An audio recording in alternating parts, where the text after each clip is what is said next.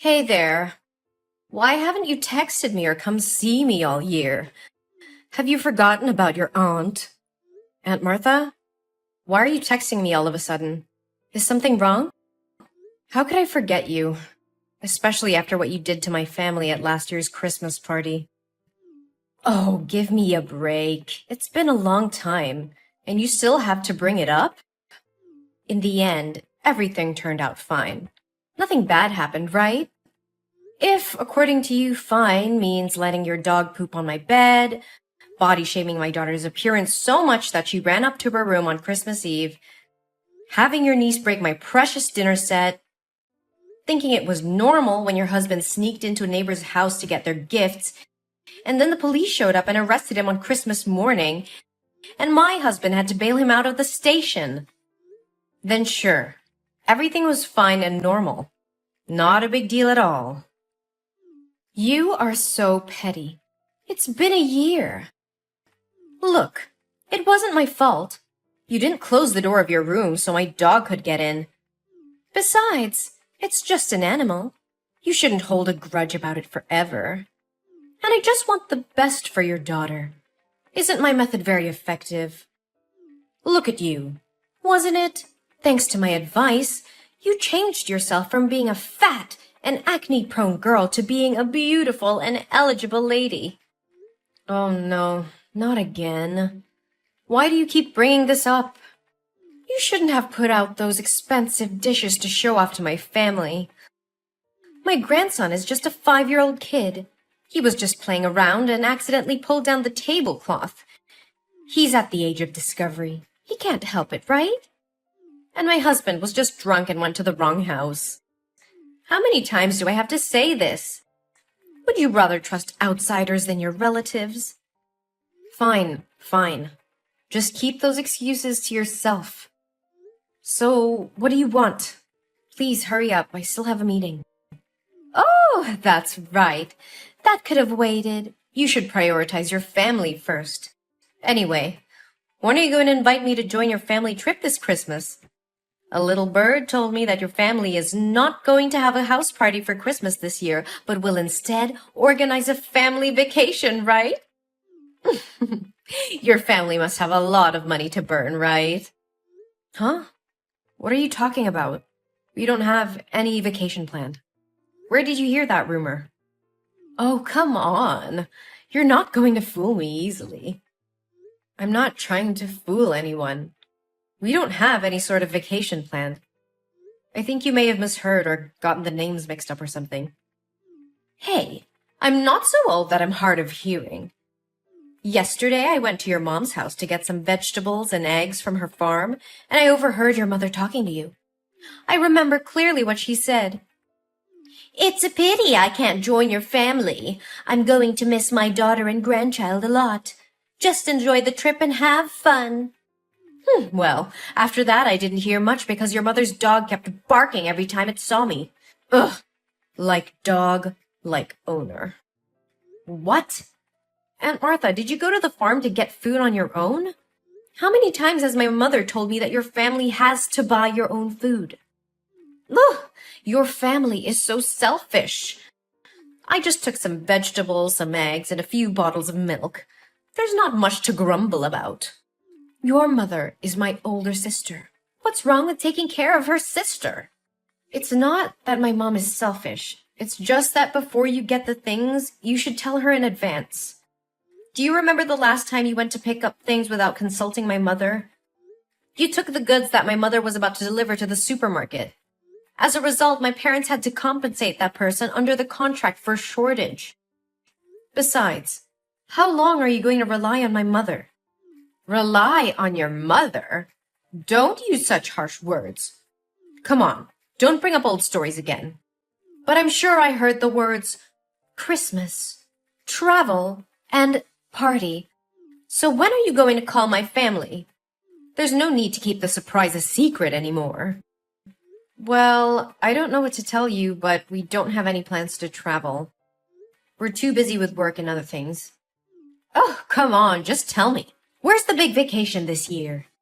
I've told you, we're not going on vacation. Can you please stop making up things? I'm quite busy at the moment. If you don't have anything else to say, maybe we can talk later. Hey, you're being disrespectful. Didn't your mother teach you any manners? Don't you know it's not okay to end a conversation without an older person's permission? Or do you not want to be related to me because you think my family is poor? No, Auntie, that is not what I mean. You keep saying it's not your family traveling. So does your mother have another daughter that I don't know about? It seems like you're not going to tell me no matter what I say, Well, it's a little hard for me to tell you about something that doesn't exist, don't you think? Auntie, swear to God, my family is not going on a vacation. No matter. If you're not going to tell me, I'll just have to find out another way. Oh, and don't forget to prepare enough money for this trip because I will bring my entire family with me. What? Your whole family? You mean just you and your husband, right? Oh, silly, I mean my daughter and son-in-law, my son and daughter-in-law, and my 5 lovely grandchildren, too. Whoa, slow down, Auntie. 11 extra people? Are you serious? Yes, and since your parents can't go, there's still some space left, right? It'll be fine if I invite both my parents-in-law to come along. Ooh, and how could we forget Bobo? Even though it's a dog, it's also a member of my family. We can't leave it at home alone, can we? 13 extra people and 1 dog. Yeah, that's right. The more the merrier. Doesn't your family host Christmas parties every year? So this time it's your family that'll pay for the expenses like usual, right? Well, I don't know why you think our family vacation would include your entire family and even a dog as well. Although it's true that every year my family throws a Christmas party. Even if we do go on a trip, it doesn't have to be with so many people. And my family doesn't have to pay for everyone. Isn't it too much? But we're not even planning a vacation, so this conversation is pointless. Look, everybody knows that you and your husband make really good money. You guys will have no problems paying for us as well. Besides, won't you get a special group discount if you don't have to go with such a large number of people? I'm sure you'll save a lot of money. I can't believe that would even cross your mind. But, Aunt Martha, there won't be any vacation planned. I'll tell you what. If you tell me when and where you're going, I won't invite my husband's parents or my son and daughter's spouses. It'll just be me, my husband, or 5 grandchildren, and my dog.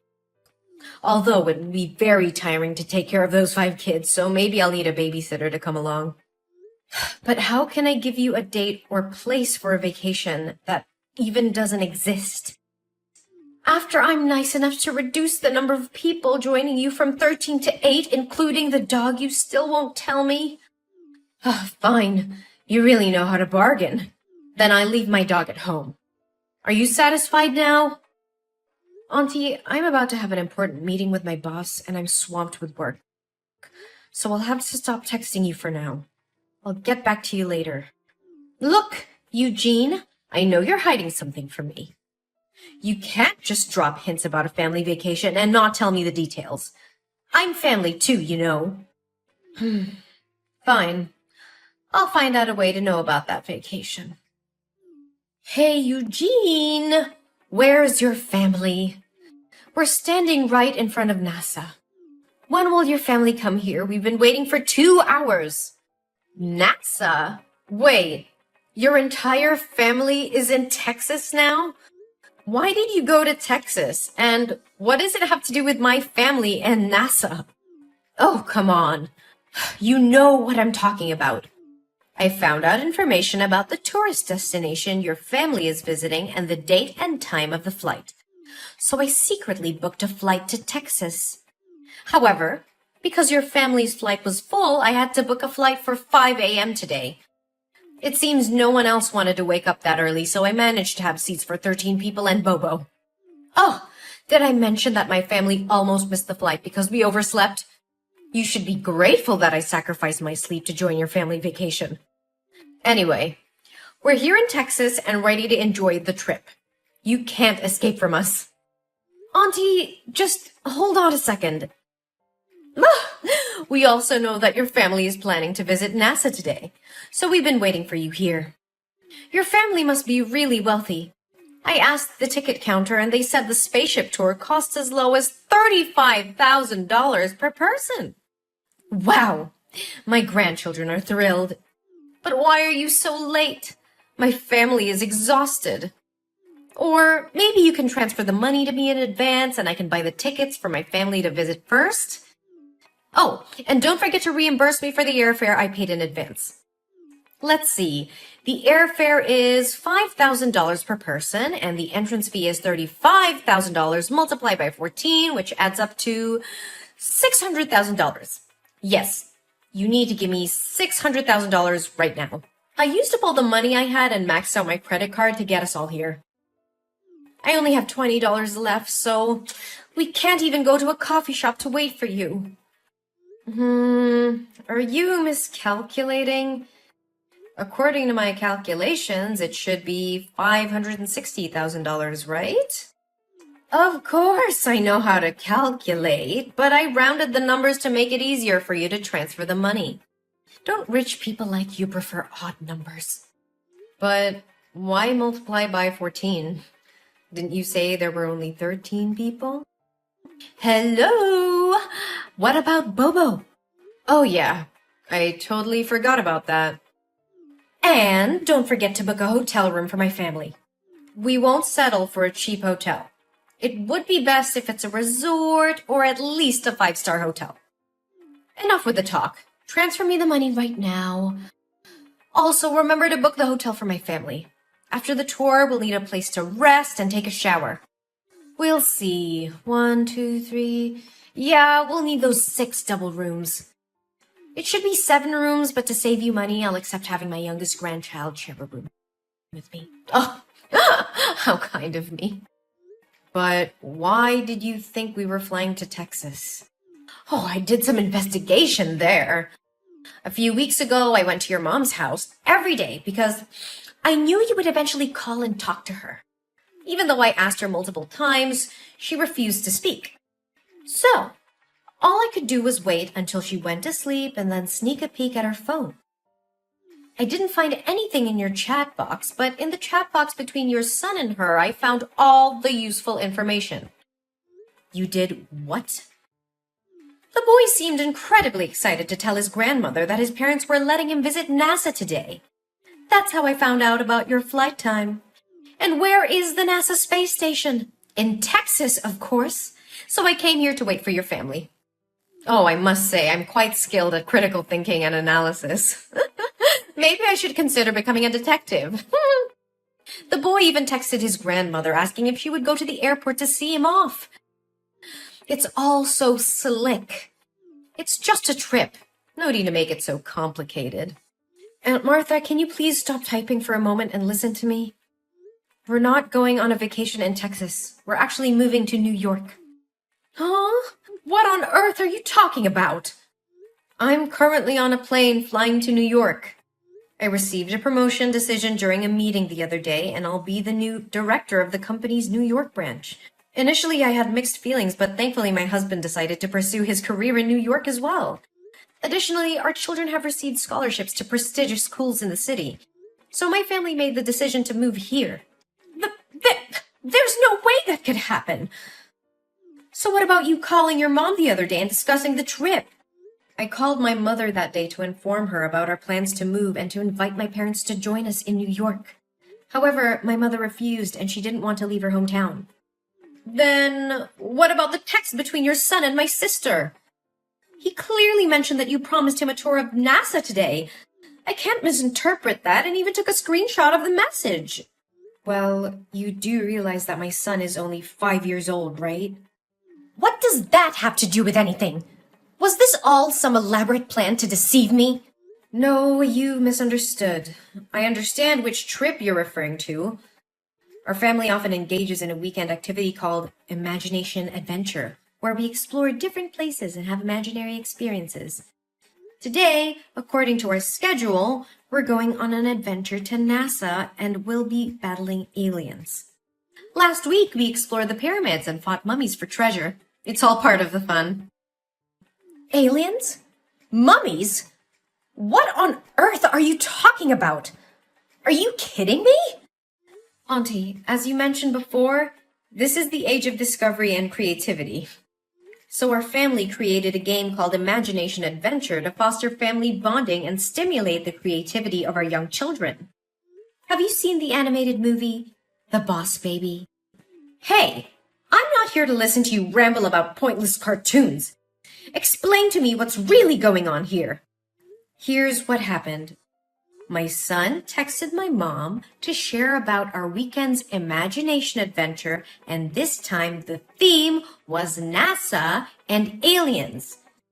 But you misunderstood it and thought we were actually going to visit NASA. What? I can't believe this. Why would you base your actions solely on a text message from a 5-year-old without verifying it with an adult?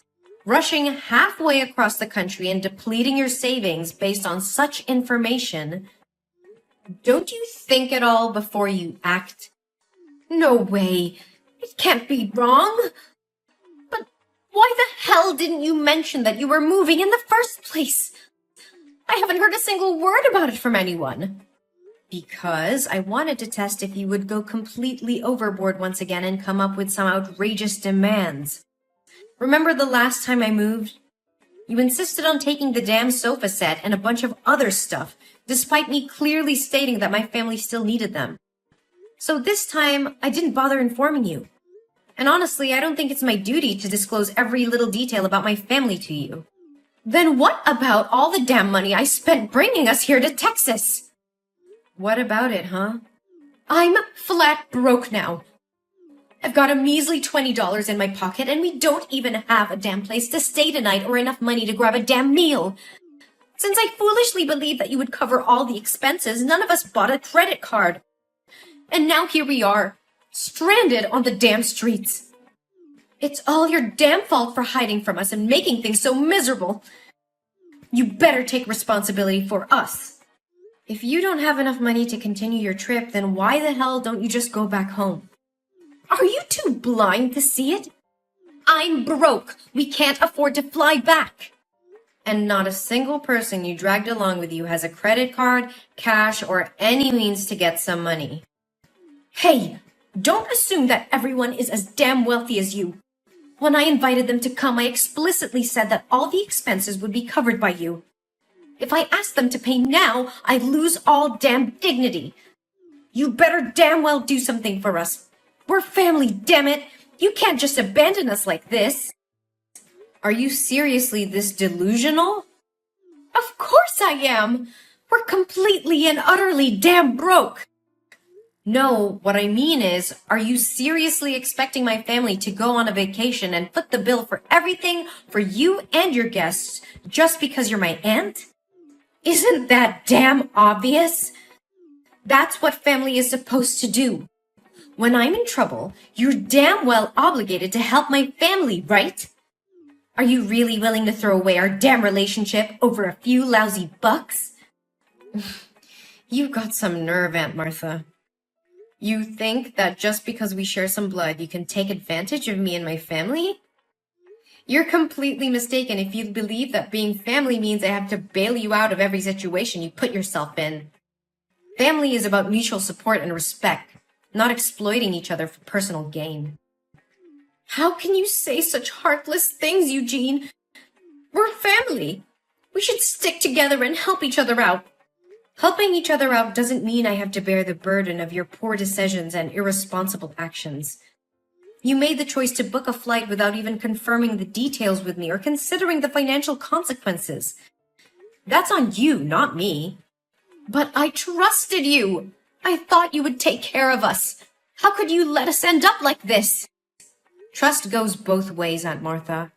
You can't just blindly trust someone to take care of all your needs without any communication or agreement. And let's not forget that you invaded my mother's privacy, snooping on her messages and making assumptions based on a conversation with a 5-year-old. I did what I had to do to find out the truth. I wanted to be a part of your family's special vacation. Well, you created your own reality based on misinterpretations and assumptions. So what are we supposed to do now? We have no money and nowhere to go. I'm sorry for the situation you're in, but it's not my responsibility to solve it for you. You need to figure out a way to handle your own affairs. Perhaps you can seek assistance from other family members or explore local resources for support? You're heartless, Eugene. I never thought you would turn your back on family like this. It's not about turning my back on family. It's about setting boundaries and not enabling irresponsible behavior. I love my family and I'll be there for them when it truly matters, but I won't allow myself to be taken advantage of. I can't believe this is how you treat your own aunt. This is how I expect to be treated as well, with respect and consideration. Family should support each other, but it doesn't mean sacrificing everything for the sake of one person's impulsive decisions. I hope you can understand that. Well, congratulations, Eugene. You've succeeded in pushing away your own family. I hope you're proud of yourself. Don't worry. We'll remember this when you're in need someday. Don't expect any support from us. I won't, Aunt Martha. Goodbye. After that, a thought crossed my mind to reach out to my friends in Texas to help Aunt Martha's family, but a call from my mom completely blew it away. My mom informed me that Aunt Martha had just called her and revealed everything I had done, accusing me of cheating her family. She used harsh words and even scorned my mom, blaming her for not raising me properly, and demanded that my mom cover all the expenses so she and her family could continue their trip. I was truly shocked because I never expected Aunt Martha to go this far. It seemed she had crossed a line that shouldn't have been crossed. In response, my mom firmly declared that she would no longer protect Aunt Martha and cut ties with her. Later, I heard that Martha's family had to borrow money from a gangster in order to fly back to their hometown. However, since they couldn't repay the debt, they were forced to sell their house and move to a smaller one on the outskirts of the city. Since then, I haven't heard from them at all. As time went on, I focused on nurturing the positive relationships in my life and creating a harmonious environment for my loved ones.